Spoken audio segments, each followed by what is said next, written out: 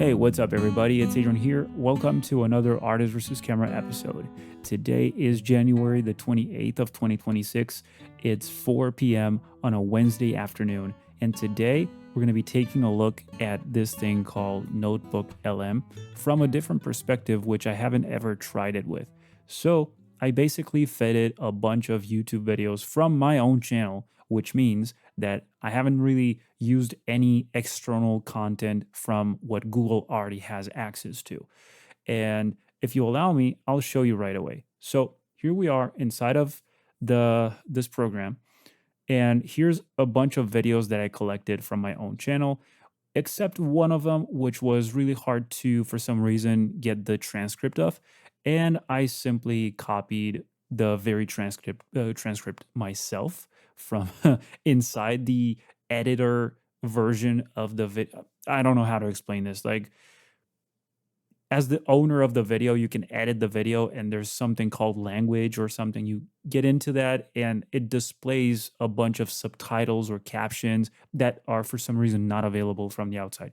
Regardless, I got these videos, and I dropped them inside of this new notebook, and I simply asked about the narrative arc. Basically, like this: what is this guy about, right? So my intention with this was to see how it ties together based on these limited sources of my journey, because of course I have a ton of other things that are offline, which I haven't presented anywhere yet, because they're part of a larger project. However, I wanted to kind of get a grasp on how this could be perceived from the outside through a lens such as this AI-based assistant, transcription tool, whatever you want to call this. Like, it's more like a tool for studies and papers and all that stuff, but it can be used this way as well. So in this episode, we're going to be taking a look at how they summarized all of this in some sort of podcast version between a guy and a girl that speak about me. So without further ado, let's just take a look. By the way, quick disclaimer here. I did listen to the first couple minutes, but it's still impressive. Like, the level of accuracy and how they get these things. Regardless, I want to be here just listening with you guys and kind of spot any inconsistencies or correct where they get things wrong or whatever. But it should be an interesting episode. So let's just take a look. I think you can hear if I play this, right? We are doing something completely different today. Yeah, this is a bit of a pivot for us. It is. Usually, you know the drill. Yeah. We take a stack of business books or, a pile of complex research papers, maybe a historical event, and we distill it down. But today we're looking at a human life. It's a fascinating pivot and, honestly, a bit of a heavy one. It is heavy. We've got a stack of transcripts here. I mean, literal years' worth of content from a concept artist named Adrian Virlan.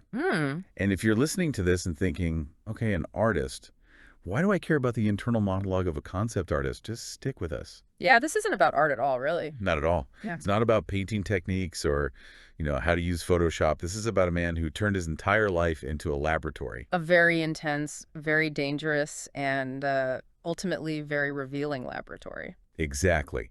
Adrian is the guy who decided to test the absolute limits of human willpower. We're talking about someone who treats himself like a science experiment to see if he can build what he calls the indestructible self. He's trying to engineer perfection. Yes, through sheer grit. Can a human being just will themselves into being perfect? But the reason we're talking about him today isn't just because he did a bunch of push-ups or, fasted for a week.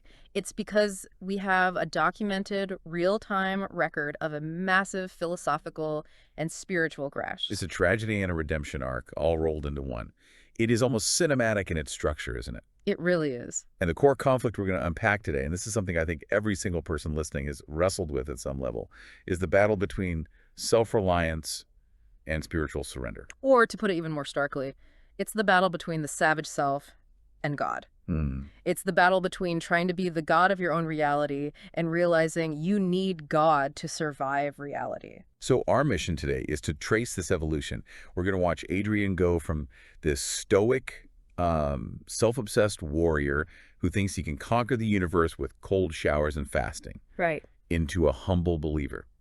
And per the request for this deep dive, we're going to look at this specifically through the lens that he eventually lands on, a Christian biblical lens. Which is really the only way to make sense of the data we have. We want to distinguish between what we're calling spiritual deception, which looked like discipline, but was actually a trap, and true alignment. And that distinction is so vital because when you read the transcripts from his, let's call it his middle period. 2023, 2024. Yeah, exactly. It is very easy to get seduced by the language.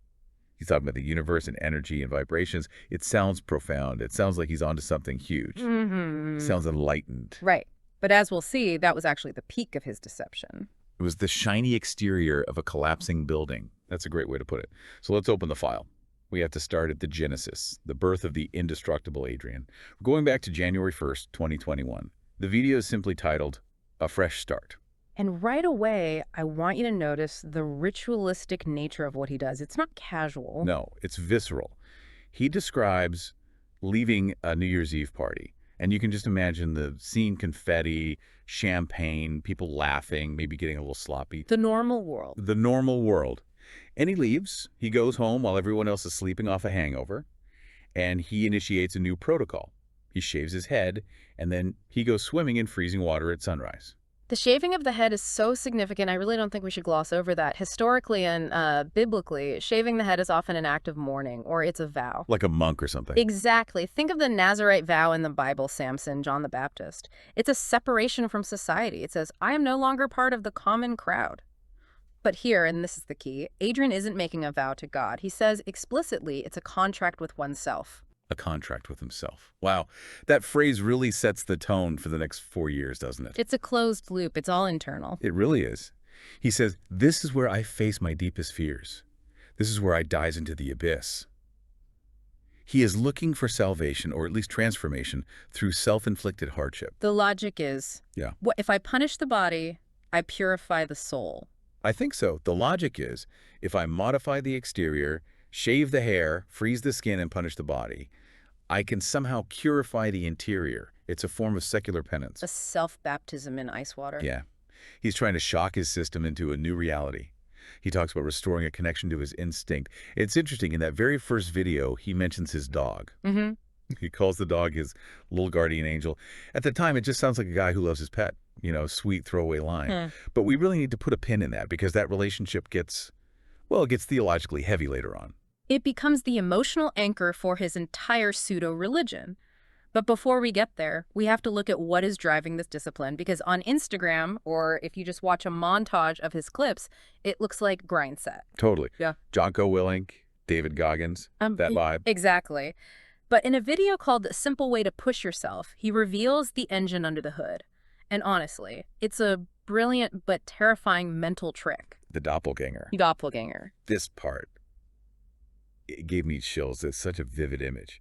He says he imagines a parallel reality where there is another Adrian Virlan. Right. Same name, same face, same opportunities. But this other Adrian, the doppelganger, is already succeeding. He's already disciplined. He's already the best artist in the world. He wakes up at 4 a.m. every day without hitting snooze. And Adrian's motivation is? He says, I don't want to allow that person to have that and not have it myself. Let's pause and really analyze the psychology of that. Hold on. Let's pause, indeed. There's a few things to address here. First off, it's not that I was trying to destroy the body to sort of like improve the soul or whatever they mentioned before. It was more of a, if I work on my body, it'll translate onto the spiritual, right? Everything else will follow. It'll improve. And because the body is sort of like the closest thing we have when it comes to the connection with reality, because it's our main interface to interact with this physical realm. Therefore, it made sense to me to work on the body first so that I can build a stronger mind and soul. I wasn't trying to destroy my body. I wasn't trying to punish the body or something. It was actually an act of love, right? I was trying to make this sort of alignment happen with our own nature. Like, it translates into the way you move, the way you eat, the way you sleep, the way you respect your nature, right? So there's that. And then that video, they were talking about the doppelganger kind of thing.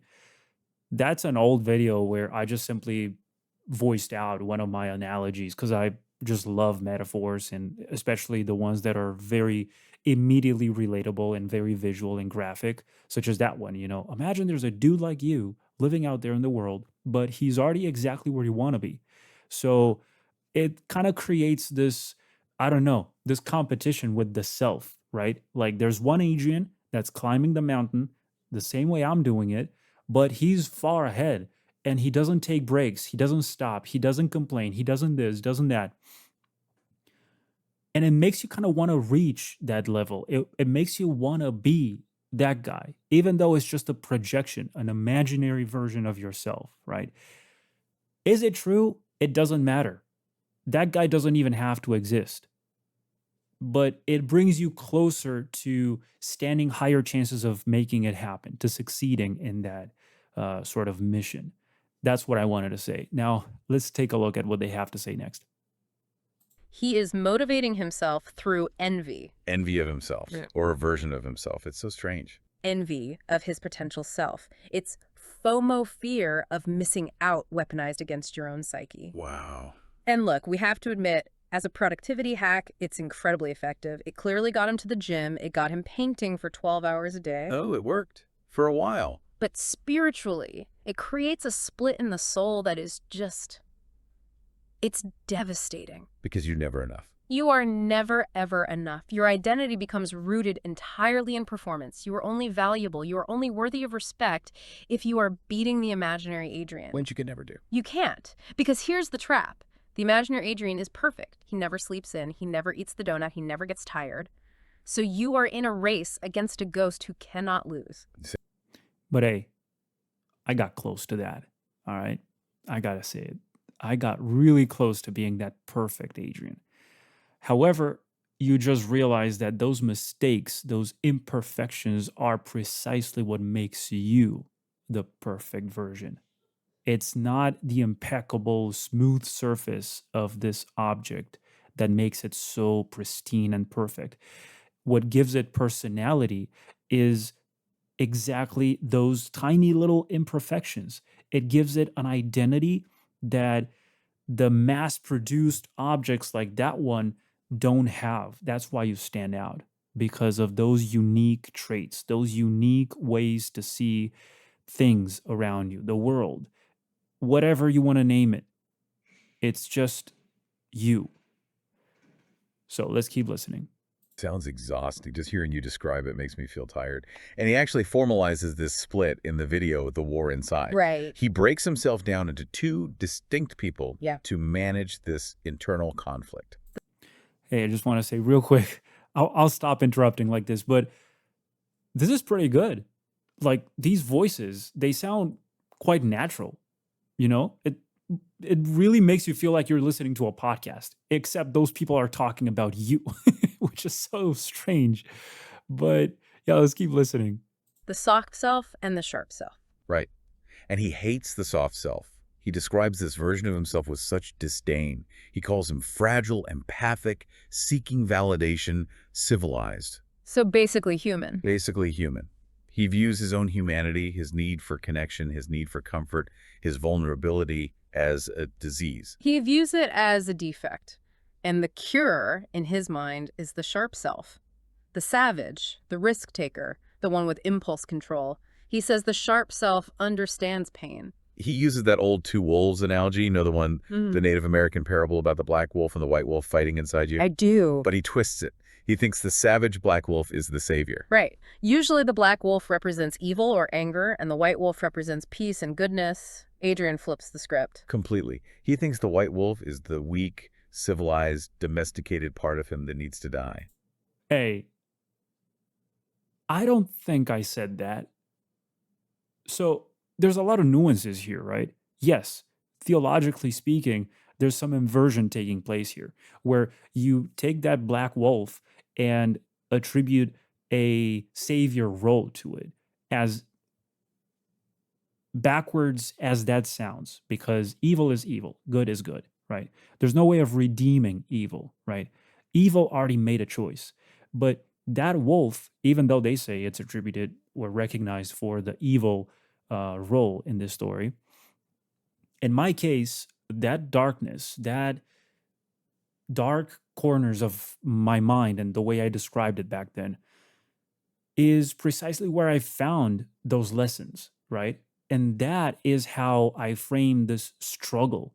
It's not that I'm like, yeah, we need evil in our lives, to be good. Like, no, you need that struggle, that resistance. You need to face that friction in order to develop a tougher mentality, a thicker skin, and it's a way to strengthen your faith, you know? So, no, it's not that I think that you have to expose yourself to evil constantly. It's quite complex. This equation is not something I can quantify right now or explain in specific terms in a technical way. But think about it as the natural picture of growth in nature everywhere you look, in the universe, in the cosmos, out there, outer space, here on Earth, everywhere. It's the same thing. Nothing ever worth uh, developing or evolving into was ever easy. It wasn't always smooth. It's always been tough. And that is what drives that passion, that motivation to keep growing, to keep learning, to keep improving, to keep climbing the mountain. Because those views at the top mean nothing without the climb. Yeah? So that's what I was trying to say there. But these guys feel like maybe I'm making it up right now. Maybe I'm kind of like defensive or something, but they're framing it as if I was trying to make it seem as if evil is necessary in my journey to become good, because that's straight up spiritual deception right there. Because, the whole thing about like we work in the shadows to serve the light.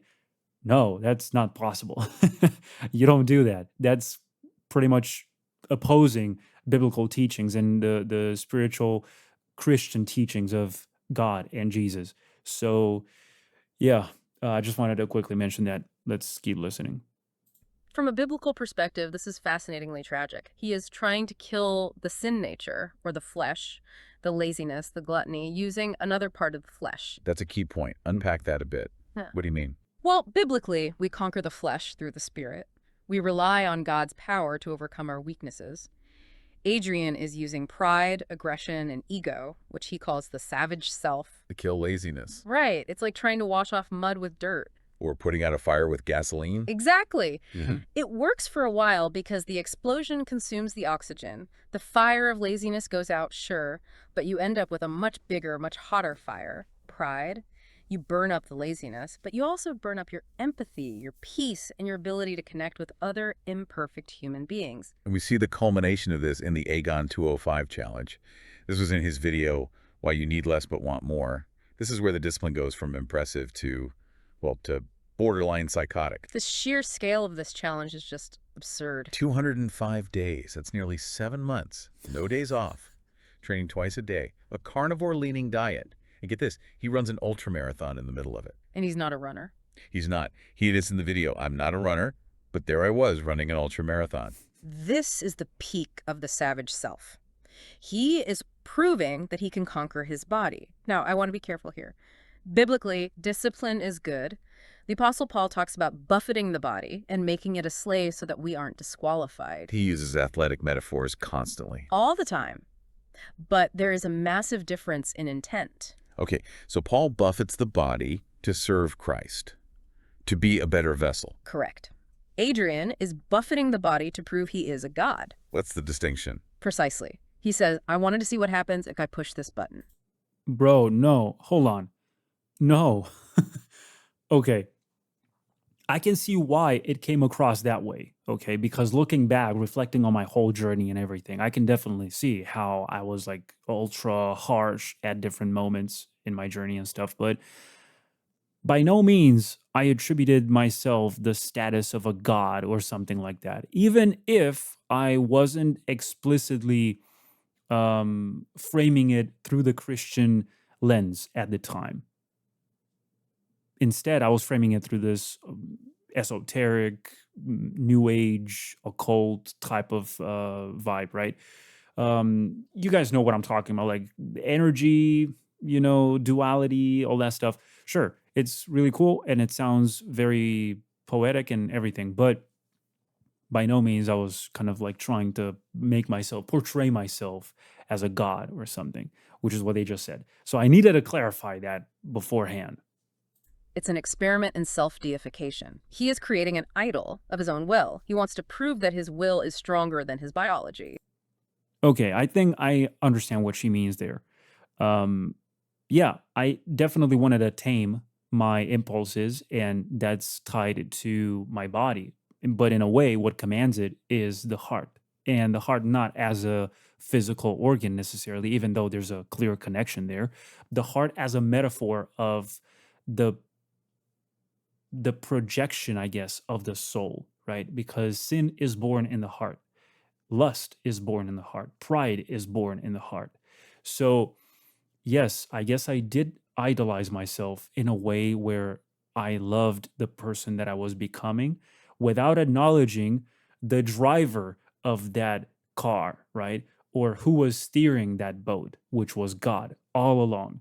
Even if I did it and I thought that I did it because I was the one driving that when I wasn't. I was merely rowing, thinking that I'm steering this boat. I'm a mere cog in the machine, right? So that's really an interesting observation that they made right there. And to maintain that idol, he has to remove anything that challenges it, Everything. which leads to the isolation.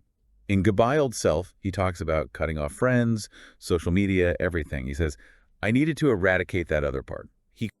Bro, cutting off friends as if I'm ending relationships or something. That's definitely not the case. What I meant to say there is that I had to step away from the loud noise of the world, and that includes, um, you know, online chat programs like what's the name of these things? Like instant messaging apps and all that kind of stuff, and including social media. So that means I'm no longer in touch with the world, with social media, with messages from people online. And that doesn't mean that I don't stay in touch with people who are close to me in real life. I think that's a significant point that they're missing here, but I'm probably judging too early. So let's keep listening. He calls the old version of himself, the guy who cracked jokes and played games and hung out with friends, he says that guy died down there. It's incredibly violent language for self-improvement. It's an execution. It is. It's a self-inflicted execution. And in that vacuum of human connection, when you've killed the soft self and you've cut off your friends because they are distractions, who becomes the primary relationship? The dog. The dog. And this is where it just gets heartbreaking. In feeling lost, the language he uses about his dog shifts into something almost religious. It's not just a pet anymore. Not at all. He calls the dog a superior soul, an incarnated being with a mission. He says the dog is asking him, Adrian, when are you making your project? When are you going to ascend? That's heavy. He's projecting the voice of his own relentless conscience onto the dog. It's idolatry, and I don't say that to be judgmental. We all love our pets, and dogs are amazing companions. But he has elevated a creation to the status of a spiritual guide. Bro, they're making it sound now as if I'm making it look like as if my dog is God or something. He's not. And I didn't think that at the time. I never thought that. But that doesn't mean that I didn't see him as a huge support for me at that point in life, right? And I still do. He is the heart and soul behind Heaven Orion in a way. He's the spark. You've probably seen that in so many videos on my channel. Like, he's the spark that originated the original idea. So relevant. Like, the language here is probably not the sharpest. But yeah, he was there from the beginning for Heaven Orion.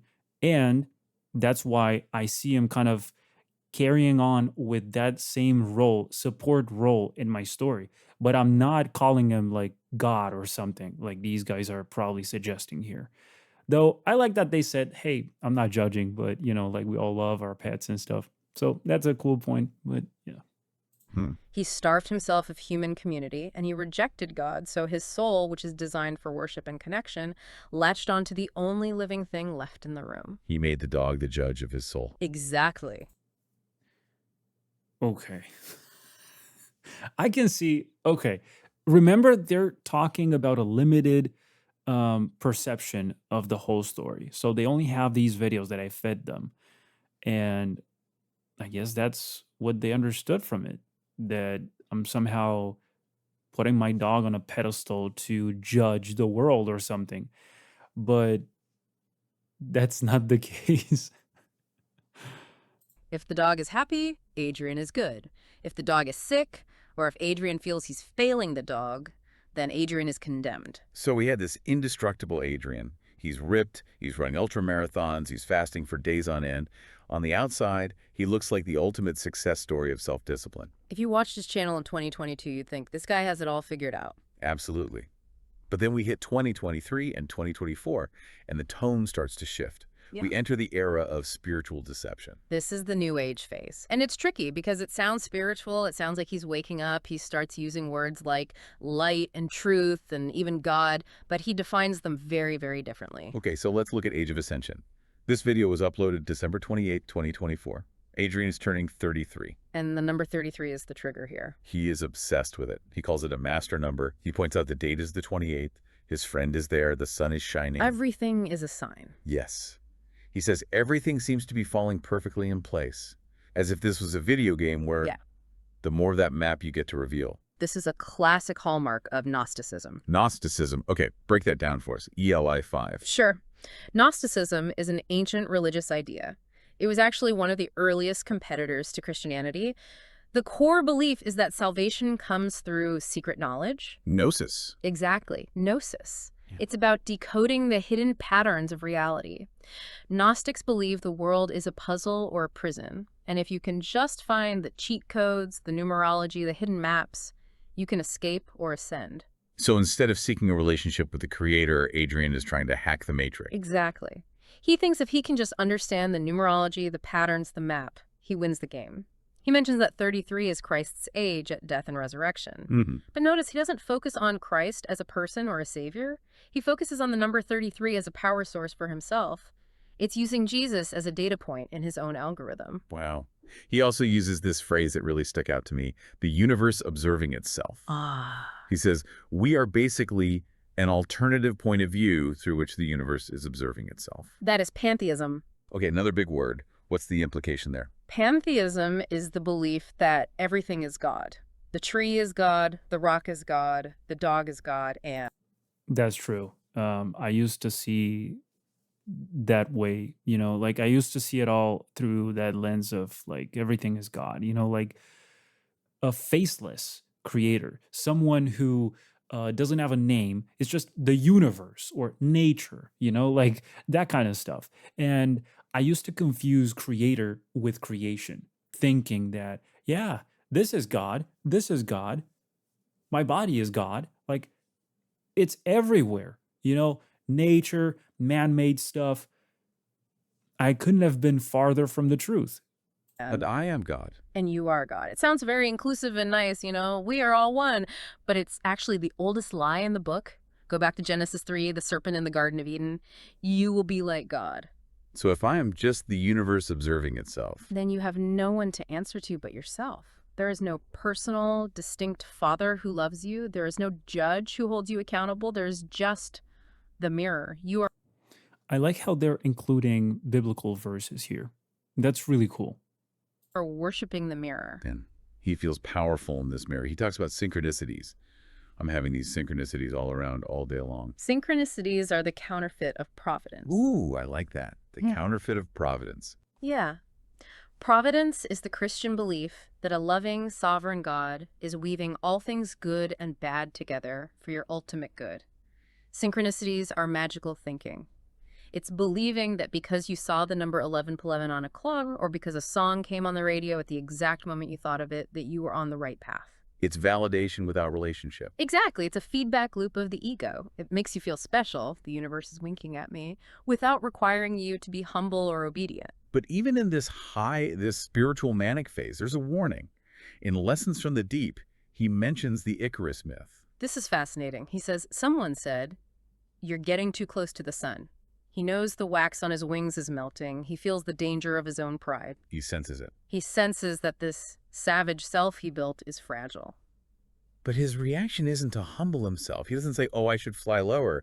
He says, if I'm going to die anyway, why not just try to be my best? Why not fly as high as I can? And that is the tragedy of the savage self. He identifies the problem, pride, flying too high, self-destruction, but his solution is more pride. He does. Wait. What? I don't think I said that. I don't think I said, yeah, I know I'm going to die anyway, so I might as well just do my absolute best, but at all costs, at the cost of burning the world that I'm leaving behind. Like, I didn't say that. I said that time is going to pass by anyway. We might as well just take a chance and make it work, make it count. That's what I said. I said that we should not leave this world with a half-empty gas tank or something like that, that we should spend and give everything we've got, right? But I didn't say that, yeah, I'm going to die anyway, so, I might as well just live a bit. That's quite the opposite of everything I've been embodying so far. I'm almost kind of pissed that they got it so wrong. Let's keep listening.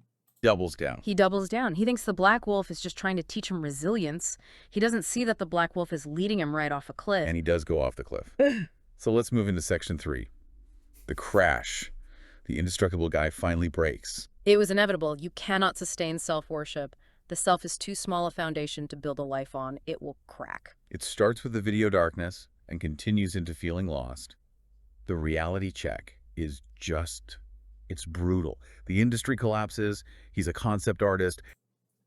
Okay, I'm sorry for the frequent interruptions, but for real, this comes before what they just talked about, yeah? So that whole thing with my birthday speech at the top of the mountain on that mountain hike was after what they're talking about right now. These episodes they're discussing about that darkness kind of path was before I started the Agon 205, and that was at the end of 2023. So there's an important distinction there because this is a year before what they just talked about. I wish they would have continued the conversation in a chronological way, but it's fine. I can reconstruct. AI is coming in, studios are closing, and suddenly there are no clients, no money. The external validation, the cheese he was chasing, it dries up. And then the internal world crumbles too. His dog, his guardian angel, the one being he trusted, gets sick. And Adrian, the indestructible warrior who swam in ice water, has to borrow money from his parents just to get by. Oof. For someone who prides himself on being the savage, that must have been just crushing. Humiliating. And it's the shame cycle. He says, I feel like I'm fake. Like all that stuff I put online, I can't back it up anymore. That line, wow, I feel like I'm fake. It really got me. He built a brand on being the survivor. But now he's binge eating sugar and watching StarCraft videos for hours. This is the theological crisis of the Stoic. If you are your own god, then your weakness isn't just a bad day. It's blasphemy against your own self-image. Right. He feels fake because his identity was rooted in performance. When the performance stopped, the identity evaporated. He didn't know who he was if he wasn't the guy who suffers. He describes falling back into gaming. And not just playing, but watching other people play. He calls it research, but then he admits it's just an escape. He's numbing the pain. The savage self failed. The cold showers didn't stop the financial collapse. The fasting didn't stop the dog from getting sick. The universe and its numbers didn't manifest a solution. The magic stopped working. There is this moment in the video, Enduring, where he sounds so exhausted, just bone tired, and he talks about the rat and the cat. Yes. This analogy explains his entire psychology up to this point. It's so revealing. It really is. He says he is the rat. He wants the cheese, which is success, money, making it. But he is even more motivated by the fear of the cat. And the cat is failure? The cat is being average? The cat catches you. You're going to die. That's what he says. That is no way to live. That is slavery. He thought he was the master of his fate, the captain of his soul, but he was actually a terrified rat running from a cat. Spiritual deception runs on fear. Bro, these guys are demolishing everything. they're so ruthless with these comments. And I appreciate that in a way, you know? It's pretty cool that they're really analyzing this whole story. It tells you if you stop grinding, you die. If you don't manifest your reality, you will fail. He also hits this Ecclesiastes moment. He says, victory is but a succession of little defeats. He realizes that climbing the mountain just leads to getting knocked back down to day one. Vanity of vanities, all is vanity. He is realizing the futility of the cycle. If there is no God, then all your discipline is just Sisyphus pushing a rock up a hill so it can roll down again. So what's the point? What is the point of being the fittest corpse in the graveyard? Yeah, that's true. You do find some sort of poetic sadness in a way, in that, you know, like melancholic in a way. It's like knowing that I'm not going to say doomed, but you're going to be doing this forever. However, I don't mean to have that come across as um, pointless suffering, right? Because it does have a purpose. And it all stems from visual clarity about the bigger picture, which this physical existence doesn't cover entirely. That's not the whole story. So, because you see what comes after, you therefore take your mission here more seriously, and you abide by the rules without um, straying from the path, without not acknowledging God. Because that's what this is about: faith, seeking God, living in accordance to his alignment with his rules and his laws and everything you've learned, right? All this good versus evil sort of moral compass. That's all that this is about. But you know what? This exhaustion is actually a gift.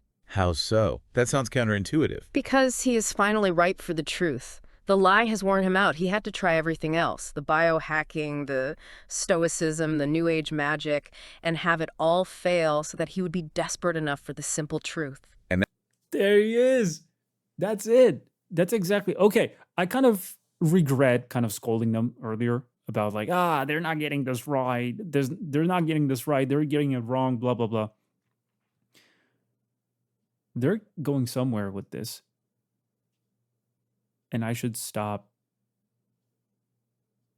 interrupting them. I'm sorry. And that brings us to the turning point. December 28th, 2025. Exactly 1 year to the day after his Age of Ascension video. The video is called Back Home, A Year of Clarity. The contrast is just, it's jarring in the best way possible. First of all, the setting. In 2024, he was on a mountain talking about metaphors and maps. In 2025, he starts by saying, the last video I recorded was on that summit over there, but today I'm standing on the real summit. That's symbolic. He has moved from the theoretical to the real. But the big shift, obviously, is the language. Oh my goodness, the language. Gone is the universe.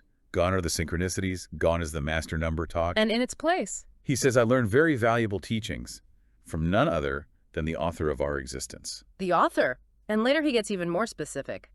The King of Kings himself, Lord Jesus Christ. It's a hard pivot. He didn't just find God in a vague universal sense. He names him. He gets specific. And look at how he describes the shift in his internal state. This is how you distinguish alignment from deception. He says the old metamorphosis was fueled by rage and resentment. Yes, he calls it superficial aggression. I remember that. But now, he says it starts from a place of love. This is the true marker of alignment. The fruit of the Spirit is love, joy, peace. The fruit of the savage self was pride, isolation, and rage. He admits, the Lord really took away my pain this year. That's a key distinction. He stopped trying to conquer the pain and let God heal it. Precisely. In the deception phase, the goal was to become numb to pain, to become indestructible.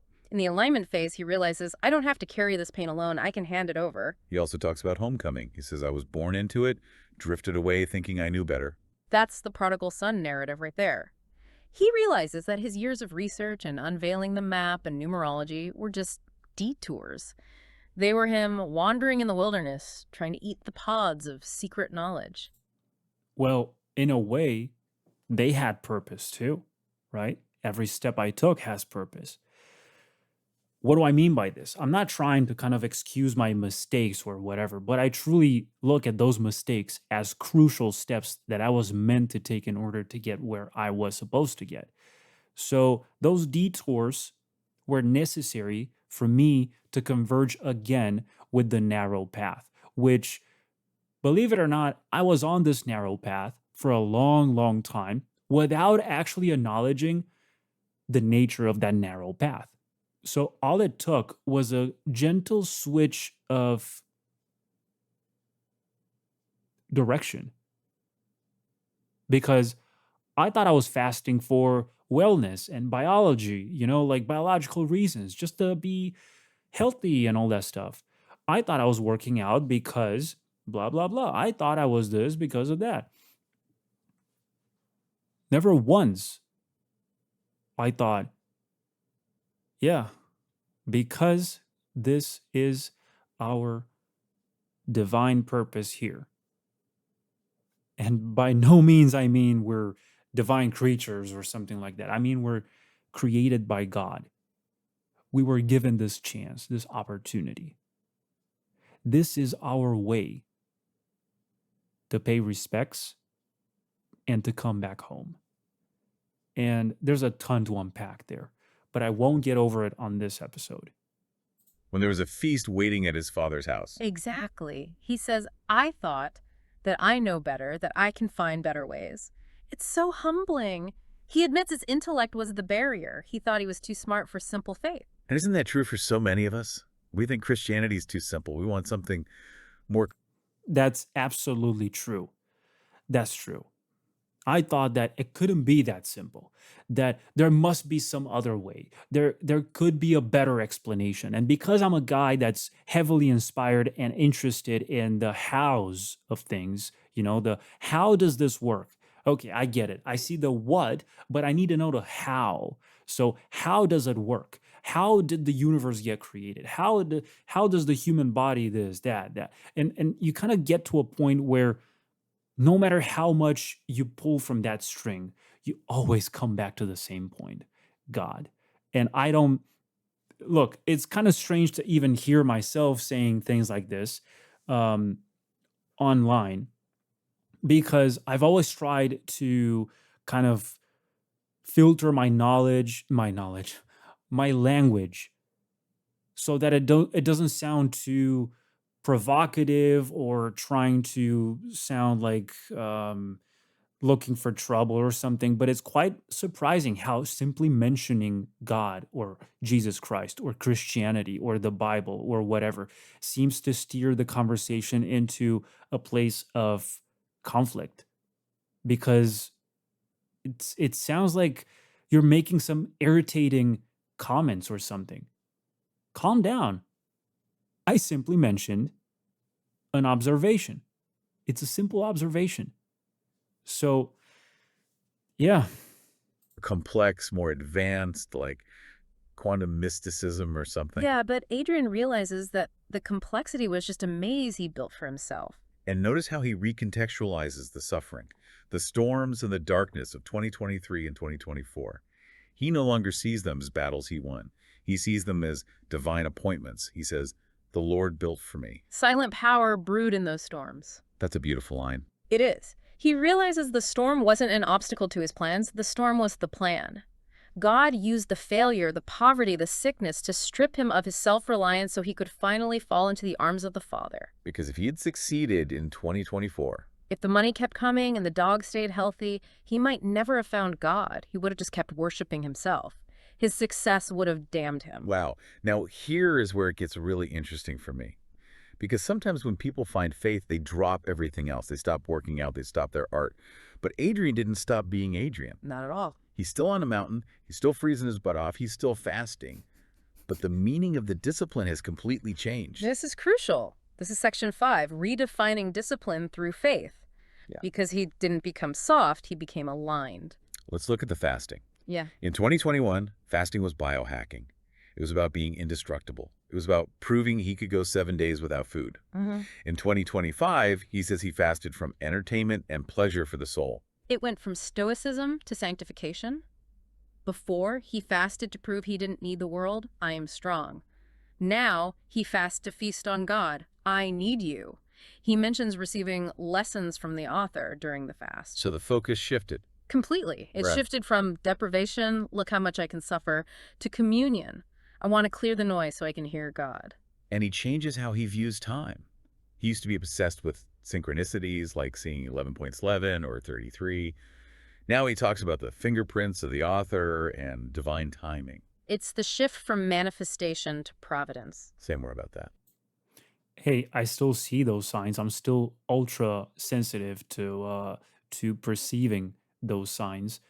But as opposed to back then, I'm now tracing their meaning, purpose, and role back to their origin, no longer attributing them to some um, impersonal thing, like the universe or something. It's a remarkable and drastic contrast that I see, a before and after that becomes quite evident now.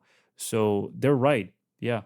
I still see the signs, but no longer for what I thought they were, rather for what they truly are. In the New Age view, you manifest reality. If you see a number, it's because your vibration is high. You are doing it.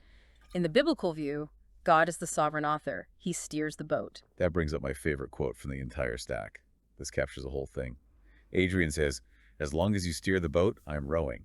That is the perfect synthesis. That is the answer to the tension we started this whole thing with. Unpack that for us, because that sounds like the secret sauce. Okay, I'm rowing means he hasn't become passive. He is still working hard. He's still painting, climbing, being disciplined. He isn't sitting on the couch waiting for a miracle. He's putting his back into the oars. Okay, that makes sense. But you steer the boat means he has surrendered the outcome and the direction to Jesus. The savage self wanted to row and steer. Exactly. And that is exhausting. Think about it physically. You can't do both effectively. If you are rowing and trying to steer at the same time, you are constantly looking over your shoulder, terrified of the cat, worried about the map, correcting course every 2 seconds. You can't get into a rhythm. But if God is steering, If God is steering, you can just put your head down and row with joy. You don't have to worry about the rocks. You don't have to worry about where the river's going. You trust the captain. he says, "I'm not worried about it. I'm not afraid." That is the fruit of that steering-rowing dynamic. The fear is gone. He found rest while working. That is the paradox he mentions at the end of the 2025 video. He says, "The Lord blessed me with this much-awaited, much-needed rest." But he's standing on a summit. He's physically exhausted, but his soul is at rest. "Come to me, all who are weary, and I will give you rest." He found that the indestructible self was the heaviest burden he ever carried.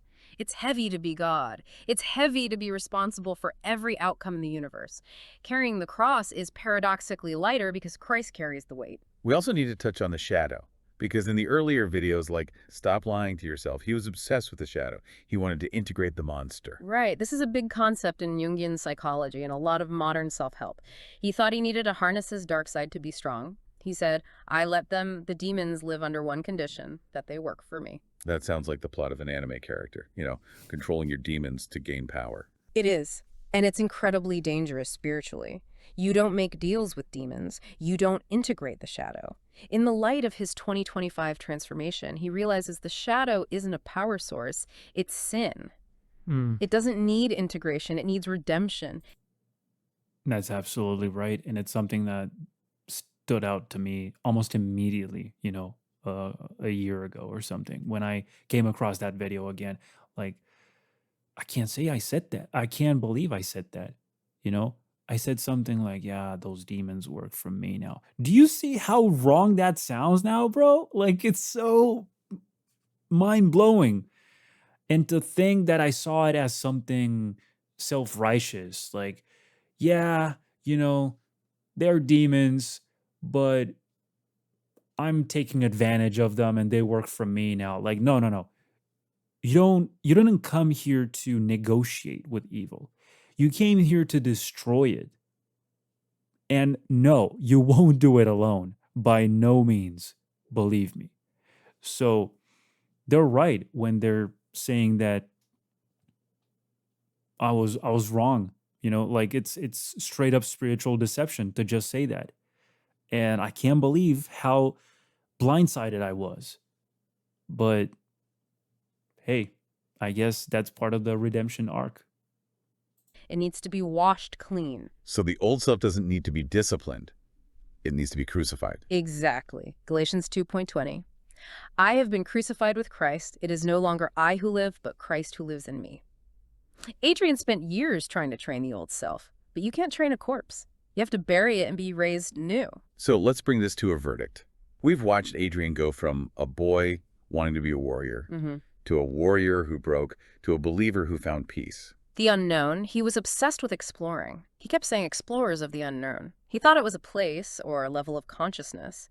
He found out the unknown is a person. And that person wasn't the universe looking at itself. It was the King of Kings. It's a beautiful journey. And frankly, it's a relief. Reading the 2024 transcripts, you feel the tension. You feel the frantic energy of a man trying to keep all the plates spinning. Yeah, it's stressful to even read. It is. Reading the 2025 transcript, you feel the exhale. You can hear it in his voice. He ends that 2025 video by saying, it feels like a long journey, like a silent homecoming. And that is the invitation for everyone listening. You don't have to ascend. You don't have to climb the ladder until your fingers bleed. You have to return. You have to go home. It's powerful stuff. Adrian Virlan's journey is documented proof that you can reach the absolute peak of human discipline. You can do the ice baths, the fasting, the marathons, and still be completely empty. None of it is worth it without Christ. None of it. And that the only thing that fills that void isn't more self, but God. Amen to that. So here's the final thought I want to leave you with, and I want you to really chew on this as you go about your week. Adrian spent 5 years trying to build a version of himself that didn't need saving. Right. He wanted to be indestructible so he wouldn't need a savior. He built a fortress to keep God out. And it was only when that fortress collapsed, when he couldn't pay the bills, when the dog got sick, when the discipline finally... Bro, they keep saying that thing about that. I went through some financial struggles and all of that. It wasn't that much of a big deal. Neither was my dog's little issue, It was a temporary thing. It wasn't really that much of a big deal. But at the moment, yes, it did have like an emotional impact. And it's what contributed to me making those episodes to begin with. But they are also part of the journey. So yeah, I can see how these guys are making a big deal of it because it's the only thing they know. And I guess they're using it to steer the narrative as like a counterpoint or like a low moment in my journey, when in reality I've had worse things happen to me. But finally cracked, that he was finally open to the one who could actually save him. So the challenge to you listening is this. Where are you using discipline or work or intellect as a shield against God? Are you trying to ascend to a version of yourself that doesn't need grace? Stop trying to steer the boat. Just row. That's it for this deep dive. Thank you for joining us on this journey through the soul of an artist. It's been a wild ride. We'll see you in the next one. Goodbye. Keep rowing. Yo, keep rowing. Dude, that's pretty cool. What do you guys think about this? Because to me, it sounds like, okay, they just voiced out a bunch of thoughts that I've been having for a year now, right? And because I was offline for this past 2025, the entirety of the year, I couldn't really do much to kind of put it out here on YouTube on my channel. But in fact, I don't even know if this episode will make it out there because it's more like an experiment. And because I just happened to have this thought today, like, hey, what if I kind of feed this guy with a couple of videos and make him like, compare the spiritual transformation arc and see what it thinks about it? Because personally, I can already spot a ton of those changes, right? That's what sparked that thought to begin with. So it was like a snowball that organically grew into this idea of like, hey, why only 2 videos? Give him like 3 or 4. Give him this one, and this one. And then I thought, hold on, what's the limit? 50. Okay. That's when I decided to kind of try a bunch of other videos, excluding the art videos because they don't contain much of these messages, not often at least. However, I do seem to incorporate a whole bunch of these spiritual observations in everything I do because they are intrinsically interconnected anyway. So, regardless, I give them these things and start spitting out a bunch of things that get me so excited enough to record this episode. That's why I stopped listening by minute 2 or 3 and I turned the camera straight on right away because I wanted to do this live and, just to get like a live commentary type of episode. I hope you guys liked it. Um, it was definitely really cool. It really matches kind of what I had in mind for this kind of stuff. And even though I want to put together an episode that kind of goes over this spiritual journey type of, you know, spiritual development arc, um, I wanted to see what this stuff could help with. And I got to say, it's pretty cool for, you know, seeing ideas in a bullet point kind of list. Really, really cool. I only wish they were more respectful with the chronological timeline and all that stuff. But it's not an issue. I've seen them sort of using this, organizing it by themes, like fasting, um, the whole self discipline, the fitness journey, the way I thought about God and the opposite of God as being God, which is the creation and the universe and nature and energy and all that stuff, right? So that's pretty cool that they put it together in such a clean way, though it is a total of 28 minutes. This episode is reaching an hour at this point, and I guess I spoke quite a lot. But it's my show anyway, so that's what's supposed to happen here. And I figured that instead of just posting the clean episode with their voices only, I might as well just play along and take an active role in the conversation. And you guys know what? You can actually do that. There's a button here that says interactive. It has like a hand sign. I'm not sure if you can see it. It's this thing right here, right? So if you press this, you can interrupt them at any point and make a question or something. And that changes the direction of the episode. Though I don't know exactly how it works and how much it impacts the episode or the length of how much it sacrifices or it trims out of the things that they would have said had you never interrupted them, but that's something that we could explore in future episodes. However, this remains as an interesting practice, like an exercise, using this tool from Google without feeding any um, external sources or information that it doesn't already have from YouTube, which is from Google. So, anyway, thank you guys for listening. I hope you enjoyed this episode. I'll check out. I'll catch up with you guys. Sorry, I was glitching out. I'll catch up with you guys in the whoa, where am I going, bro? I'm sorry, guys. I'll catch up with you in the next episode. But until then, let's keep learning, keep growing, keep improving. It's who we are. It's what we do. Bye bye, guys. God bless.